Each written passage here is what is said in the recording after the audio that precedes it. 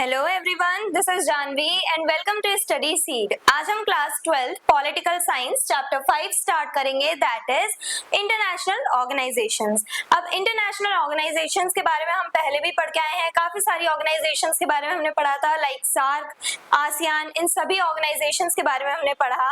लेकिन इस चैप्टर में हम एक मेजर जो हमारी इंटरनेशनल ऑर्गेनाइजेशन है उसके बारे में इन डिटेल पढ़ेंगे, जैसे कि यूनाइटेड नेशन ऑर्गेनाइजेशन। अब यूएनओ जो है ये एक बहुत बड़ी इंटरनेशनल ऑर्गेनाइजेशन है जो मेनली पीस मेंटेन करने का काम करती है। इसी की पूरी स्टोरी हम इस पूरे चैप्टर में पढ़ेंगे और आज के वीडियो में हम इसका इंट्रोडक्शन देखेंगे, इस चैप्टर का ओवरव्यू देखेंगे। So international organisations are groups और institutions made by different nations to work together on common problems. अब इंटरनेशनल ऑर्गेनाइजेशंस क्या होती हैं? ये इंटरनेशनल लेवल पे ऐसे इंस्टीट्यूशंस हैं जहां पे सारी कंट्रीज मिल के काम करती हैं, एक दूसरे के साथ कोऑपरेट करती हैं और जो मेजर इश्यूज हैं, जो इंटरनेशनल लेवल के जो इश्यूज हैं, उन्हें सॉल्व करने के लिए डिफरेंट सॉल्यूशंस फाइंड आउट करती हैं सारी कंट्रीज मिल करके। तो मेनली कोऑपरेशन हमें देखने को मिलता है इन इंटरनेशनल ऑर्गेनाइजेशंस में डिफरेंट नेशंस का।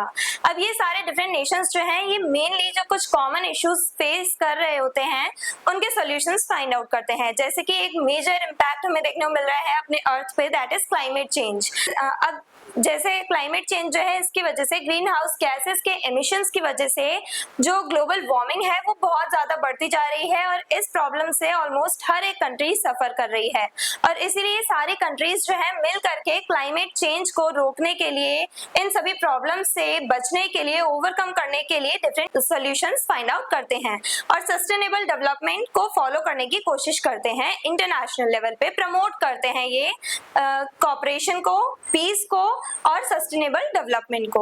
सो एग्जांपल क्या है इन सभी इंटरनेशनल ऑर्गेनाइजेशन के? कुछ एग्जांपल्स हैं UNO, that is United Nation Organisation, WTO World Trade Organisation, trade के टर्म्स में यहाँ पे सारी कंट्रीज आपस में कोऑपरेट करती हैं, WHO World Health Organisation, IMF International Monetary Fund. ये मेनली बेसिकली क्या करती है, ये आईएमएफ ये जो इंस्टीट्यूशन है ये लोन्स प्रोवाइड करते हैं डिफरेंट कंट्रीज को फॉर देयर डेवलपमेंट। सो ये कुछ मेजर हमारी इंटरनेशनल ऑर्गेनाइजेशंस हैं जहां पे हमें काफी सारी कंट्रीज का कोऑपरेशन देखने को मिलता है ऑन इंटरनेशनल लेवल। अब ऑब्जेक्टिव क्या है इन इंटरनेशनल ऑर्गेनाइजेशंस के? तो सबसे पहले मेंटेन पीस, पीस बना के रखनी है, शांति बनाए रखनी है पूरे वर्ल्ड में, पूरे दुनिया में, यानी अर्थ पे, पूरे वर्ल्ड में हम लोगों को ग्लोबल लेवल पे पीस मेंटेन करनी है, शांति बनाए रखनी है, कहीं कोई वॉर ना हो, कॉन्फ्लिक्ट्स अराइज ना हो। तो उसके लिए ये ऑर्गेनाइजेशंस बनाई गई हैं, स्पेशली यूएनओ का जो मेन ऑब्जेक्टिव है वो यही है, पीस मेंटेन करके रखे और साथ ही साथ जो वॉर्स एंड कॉन्फ्लिक्ट्स हैं वो होने से रोके। यानी कि जैसे कभी भी हमने देखा है, जैसे इंडिया और पाकिस्तान की जो वॉर हुई थी उसमें भी हमें इंटरनेशनल लेवल का जो स्टेटमेंट है, जो यूएनओ की स्टेटमेंट है, उसका इंपॉर्टेंट रोल देखने को मिला वॉर को रोकने में। इंडिया एंड पाकिस्तान के बीच में वॉर हुई थी जब 1947 में कश्मीर को लेकर के, तो ये वॉर एंड कैसे हुई? एलओसी बनाई गई थी, लाइन ऑफ कंट्रोल बनाई गई और पाकिस्तान ऑक्यूपाइड कश्मीर और इंडियन ऑक्यूपाइड कश्मीर दो पार्ट्स में कश्मीर को डिवाइड किया गया था। किसके स्टेटमेंट के अकॉर्डिंग? किसका जजमेंट था? ये यूएनओ का। तो यूएनओ का क्या काम है? पीस बनी रहे और जो वॉर्स एंड कॉन्फ्लिक्ट्स चल रहे हैं वर्ल्ड लेवल पे उन्हें रोकने का काम है इंटरनेशनल ऑर्गेनाइजेशन का, मेनली यूएनओ का। इकोनॉमिक डेवलपमेंट, यानी कि अपने इकोनॉमिक बूस्ट के लिए, इकोनॉमिक डेवलपमेंट के लिए सारी कंट्रीज आपस में कोऑपरेट करती हैं, ट्रेड करती हैं।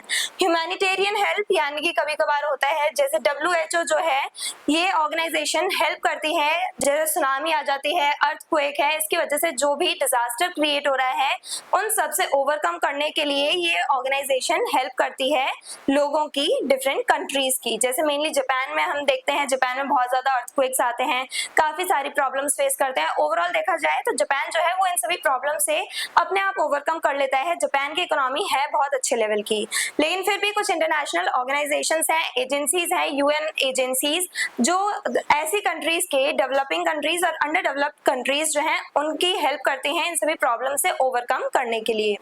देन कॉपरेशन अमंग नेशंस, सभी नेशंस के बीच में कॉपरेशन बना रहे, यानी कि सारे नेशंस आपस में कॉपरेट करें, कोई भी वॉर्स ना हो, कन्फ्लिक्ट्स ना हो, तो उसका ध्यान रखते हैं ये इंटरनेशनल ऑर्गेनाइजेशंस। तो ये मेन ऑब्जेक्टिव्स हैं इंटरनेशनल ऑर्गेनाइजेशंस के।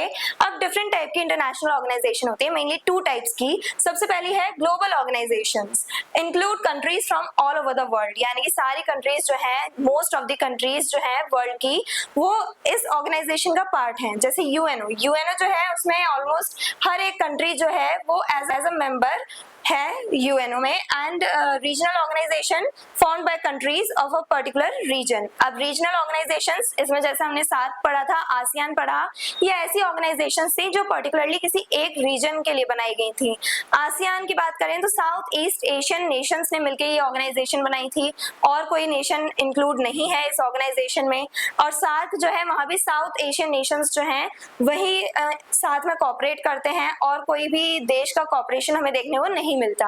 लेकिन ग्लोबल ऑर्गेनाइजेशन में क्या है, ऑलमोस्ट हर एक कंट्री पार्ट होती है एक ऑर्गेनाइजेशन का, और जिस ऑर्गेनाइजेशन में most of the countries as a member अपना रोल प्ले करती हैं, वो ऑर्गेनाइजेशन ग्लोबल ऑर्गेनाइजेशन होती है। तो ग्लोबल ऑर्गेनाइजेशन का बेस्ट एग्जांपल है यूएनओ, एंड रीजनल ऑर्गेनाइजेशन में आ जाता है SAARC, European Union and ASEAN, ये रीजनल ऑर्गेनाइजेशन के पार्ट हैं। तो आज के टॉपिक में हमने इंट्रोडक्शन देखा है, इंटरनेशनल ऑर्गेनाइजेशंस क्या हैं, इनके क्या ऑब्जेक्टिव्स हैं, कुछ एग्जांपल्स हमने देखे, एंड इंटरनेशनल ऑर्गेनाइजेशन के जो टू टाइप्स हैं उन्हें हमने डिस्कस किया। I hope everything is clear. और अगर आपको इस चैप्टर के डिटेल नोट्स चाहिए तो हमारी वेबसाइट studyseed.net पे विजिट करें, लिंक डिस्क्रिप्शन बॉक्स में दिया गया है। मिलते हैं नेक्स्ट वीडियो में नेक्स्ट टॉपिक के साथ। Stay curious, stay consistent. Thank you very much.